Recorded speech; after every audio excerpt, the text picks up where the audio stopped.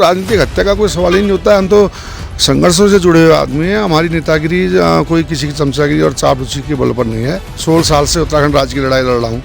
मैं जेल गया था।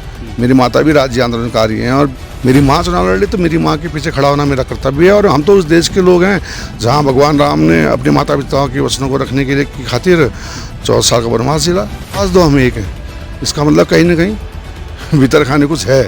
तभी हमारे प्रत्याशी जी को कहना पड़ा भाजपा की आवाज़ दो हम एक हैं। अभी मथुरादास जोशी जी ने कुछ समय पहले कहा था कि शहर के विधायक खनन माफिया हैं। शहर के विधायक ने कहा कि नहीं जो मेयर पद का प्रत्याशी है वो शराब माफिया है। ये राजनीतिक आंकड़े सब धरे के धरे रह जाएंगे।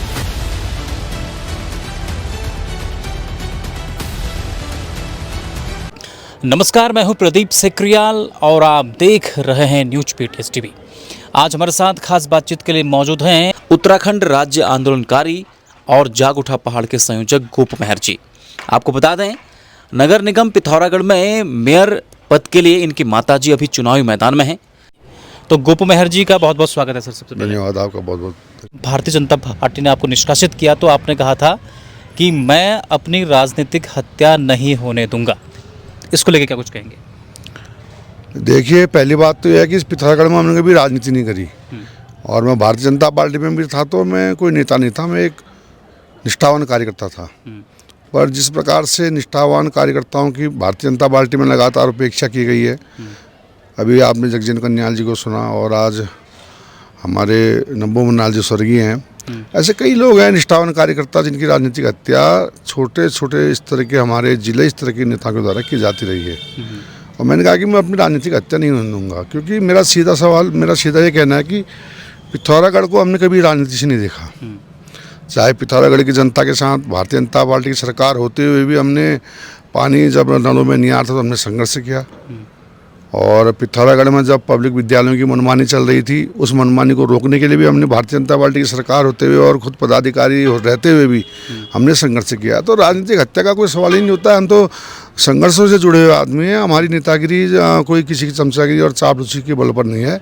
हमने संघर्षों के बल पर अपना मुकाम हासिल किया। 16 साल की उम्र में फतेहगढ़ जेल इस उत्तराखंड राज्य के निर्माण के लिए चले गया था। तो राजनीतिक हत्या का सवाल ही नहीं पैदा नहीं होता है। आप यहाँ नगर निगम में जाग उठा पहाड़ की ओर से आपने अपनी माताजी को उठाया हुआ है यहाँ पर, तो कैसा समर्थन आपको मिल रहा है, जन समर्थन?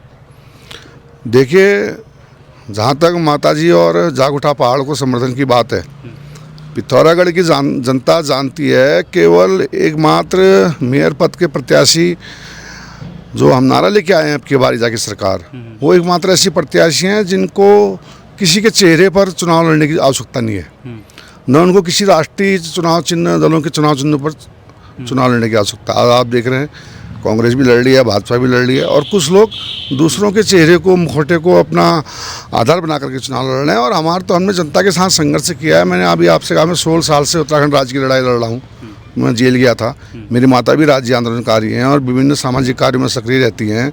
इस पिथौरागढ़ में पानी के लिए संघर्ष करना हो, इस पिथौरागढ़ में मंदिरों के रास्तों को खुलवाने के लिए संघर्ष करना हो, इस पिथौरागढ़ में पब्लिक विद्यालयों के अभिभावकों की मनमानी कि जो ये इनके द्वारा अभिभावकों से मनमानी की जाती है उसके खिलाफ आंदोलन करना हो, हम लगातार संघर्ष में रहें और जनता हमारा संघर्ष जानती है। लिहाजा हमें किसी राजनीतिक दल के चुनाव चिन्ह और किसी नेता के मुखौटे की जरूरत नहीं है।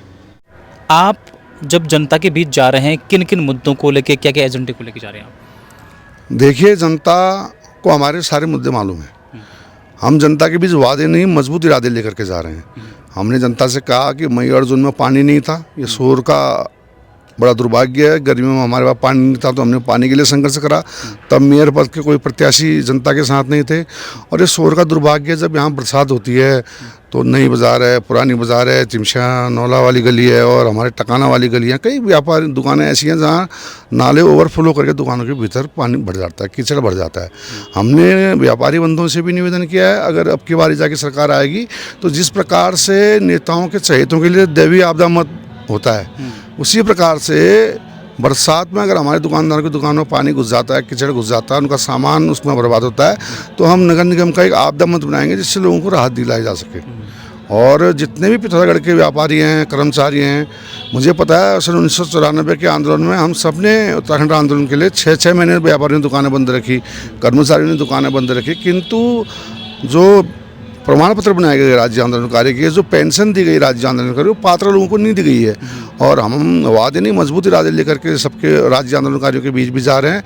और मुझे पता है, क्योंकि वो लड़ाई मैंने खुद लड़ी है। नगर निगम में अब की बार जगह सरकार बनती हम दोबारा से राज्य आंदोलनकारियों का चिन्हीकरण करवाएंगे और सरकार के सामने दबंगता से अपनी बात रखेंगे कि जो वास्तविक हकदार हैं राज्य आंदोलनकारी पेंशन के, वो पिथौरागढ़ के व्यापारी और कर्मचारी हैं। इनको उनका हक हम दिला करके रहेंगे। चलिए, आप एक लंबे समय से भारतीय जनता पार्टी में रहे हैं और अच्छे अच्छे पदों में भी रहे हैं। आपके चुनावी मैदान में होने से भाजपा को कितना नुकसान हो रहा है आपके हिसाब से? देखिए, नुकसान और लाभ की राजनीति हम नहीं करते हैं। हम जनता के संघर्षों की राजनीति करते हैं और ये भारतीय जनता पार्टी जाने। और अगर मेरे जैसे निष्ठावान कार्यकर्ता को निष्कासित किया गया है, मेरा कसूर बताएं।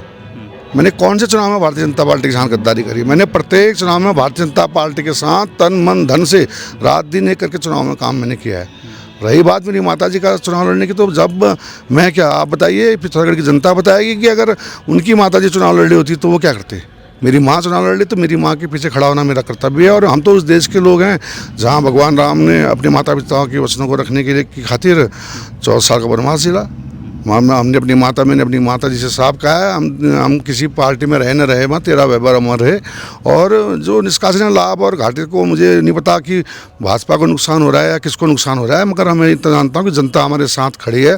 और कल मैं एक वीडियो में देख रहा था, हमारे मुख्यमंत्री जी पिथौरागढ़ आए हुए थे और भाजपा में पहली बार मैंने ऐसा चुनावी सभा देखी है। उस वीडियो में भाजपा के हम लोग, जितने भी हम लोग हैं निष्ठावान कार्यकर्ता, हम पहले भारत माता की जय बोलते हैं, उसके बाद हमारी सभाएं प्रारंभ होती हैं। पर पता नहीं है ऐसा क्यों, या मेरे कानों को सुनाई दिया या कोई ऐसा वास्तव में हमारे प्रत्याशी जी ने कहा, उन्होंने कहा आवाज़ दो हमें एक है। इसका मतलब कहीं ना कहीं भीतर खाने कुछ है, तभी हमारे प्रत्याशी जी को कहना पड़ा भाजपा की आवाज़ दो हमें एक है। और ऐसे हाल कांग्रेस के हैं। कांग्रेस में तो स्पष्ट गुटबाजी दिख रही है। अभी मथुरादास जोशी जी ने कुछ समय पहले कहा था कि शहर के विधायक खनन माफिया हैं।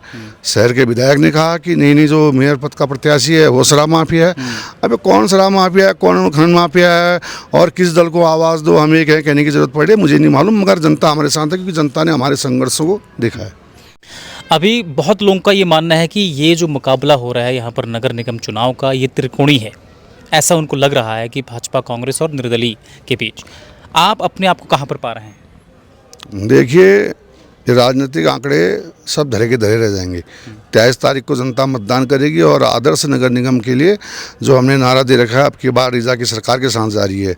क्योंकि ग्रामों में ग्राम प्रधानों की पति की सरकार लोगों ने देखी है, वहाँ ब्लॉक प्रमुख पति की सरकार लोगों ने देखी है, बीटीसी मेंबर पति की सरकार लोगों ने देखी है। पिथौरागढ़ की जनता सिर्फ और सिर्फ इस बार ईजा सरकार के साथ जारी है। और 25 तारीख को समय आने दीजिए, जिन्होंने जनता के साथ संघर्ष करा होगा और निश्चित रूप से उनकी विजय होगी। हम किसी के मुखौटे को लेकर के चुनाव नहीं लड़ रहे, हम कोई राजनीतिक दलों के चुनाव चिन्ह पे चुनाव नहीं लड़ रहे, हम अपने संघर्षों के बल पे चुनाव लड़ रहे हैं और जनता हमें हाथों हाथ ले रही है। जी, तो आखिर में क्या कुछ जो नगर की जनता आपको देख रही है, जितने भी हमारे यहाँ दर्शक इस कार्यक्रम को देख रहे हैं, तो आखिर में क्या कुछ अपील आप करना चाहेंगे? देखिए, मैं शहर के सम्मानित मतदाताओं से हाथ जोड़ करके आज एक अपील करना चाहता हूँ।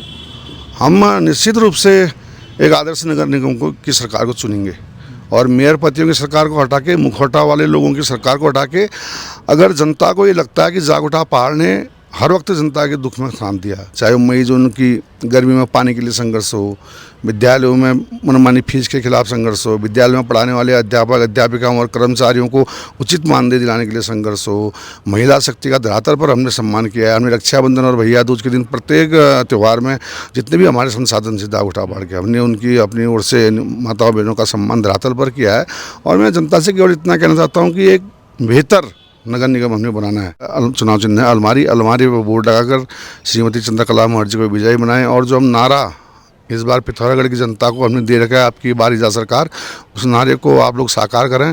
खबरों में बने रहने के लिए न्यूज़ पीटीएस टीवी को सब्सक्राइब करें और बेल आइकन दबाएं, और साथ ही फेसबुक पर न्यूज़ पीटीएस टीवी पेज को लाइक या फॉलो करें।